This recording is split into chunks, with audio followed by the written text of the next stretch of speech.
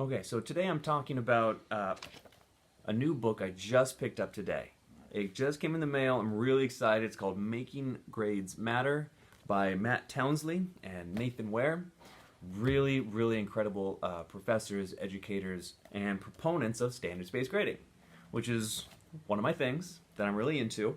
Standards-based grading in secondary PLC at work. PLC, of course, being professional learning communities. So as teachers get together and they're looking for a book to talk about, to improve, or maybe adopt standards-based grading, especially in the secondary schools, they're looking for a book that might focus their conversations in adapting standards-based grading philosophies. For secondary schools, this is a focus. So this will definitely let you have those conversations. I only tagged a couple of things. There's only a few tabs in here, and that's kind of the real reason why I like this book so much, is it really concisely gets to the point. There's 5 chapters, hyper-focused chapters, on the very things that you want to talk about. The first chapter, I have most of my tabs in the first chapter because chapter 2, 3, and 4 they go into a lot of detail about 3 core principles for making that change. And then the 5th chapter is about timeline and transitions for administrators to put plans into action, right? So really, really great organization, short, concise, but still manages to pack in a lot of examples and a lot of details. So I want to keep this one as short and concise as possible as well. But I want to jump in chapter 1. Chapter 1, it introduces the 3 main principles of standards-based grading.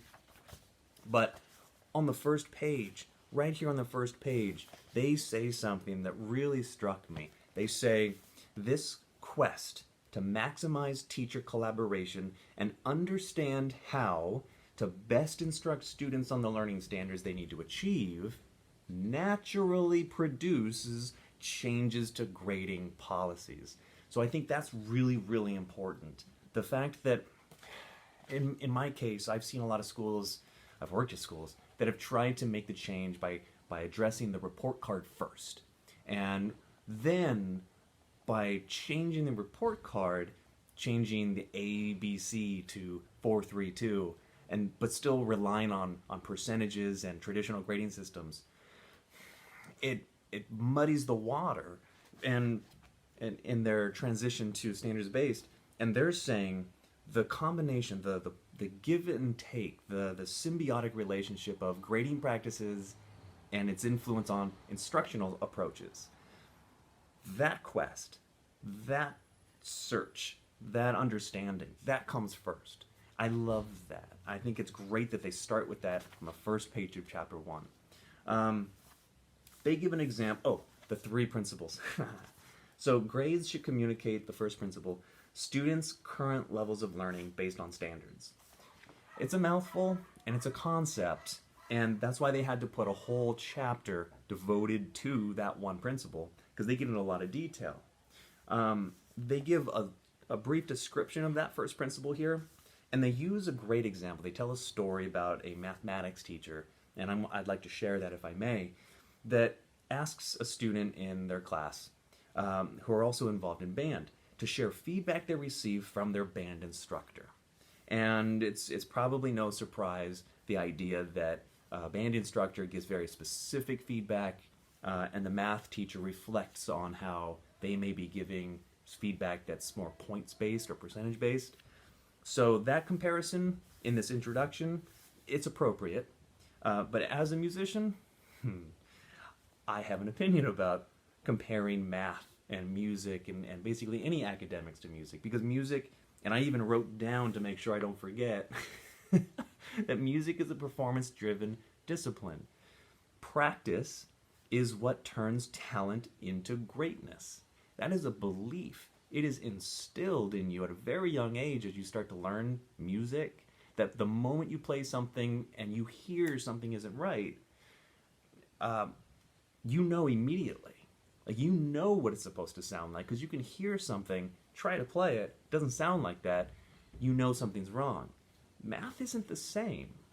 So how you are instructing math doesn't incorporate somebody trying a math problem and then immediately knowing there's something wrong and looking for feedback. Trying a math problem, trying a math problem, trying a math problem.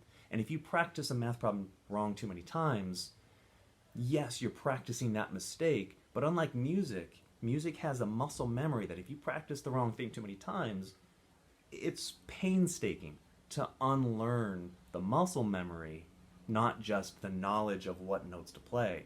So it's different, but that's only because of my past and my experiences. I do think music teachers and math teachers and language arts teachers and PE teachers all share in this model, in this approach, this standards-based approach. So definitely a conversation to have. Just keep your musicians' opinions on under control, under wraps. So, principle 2, homework should serve as ungraded practice. Hot topic right now. That is one of the most difficult things for traditional teachers to let go of. And there's a great example for sports where you won't see an excellent football team who have poor performances in practice. You won't see that reflected on the scoreboard prior to a game, you know? So all the practice is meant to be practice, to correct all of the errors so that when you get out there on the field, you don't include that in the final score, you know? So that's cool. I like that. And then retakes, the third principle. Students should have multiple opportunities to demonstrate their learning.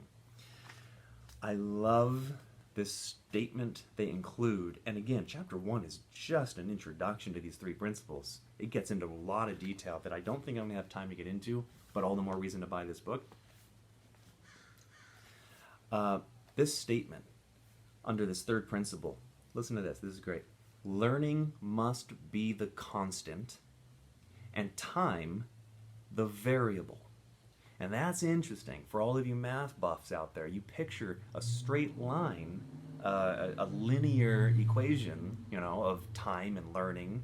Well, that's what everyone thinks learning is. It's a straight line with each grade level. Each grade level of learning, right, increasing at a rate that's equal to the time passing. So, I don't know if that's correct or not. There's math majors going, oh, no. So those 3 ideas, they're explored in chapter 2, 3, and 4.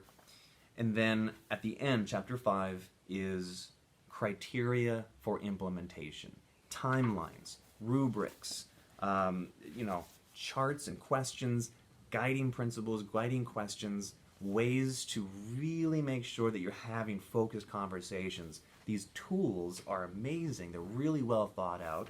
And I think with this focused on secondary schools, my own opinion is helping elementary schools, peer reflecting, helping elementary schools with a standards-based classroom, helping elementary schools become self-directed.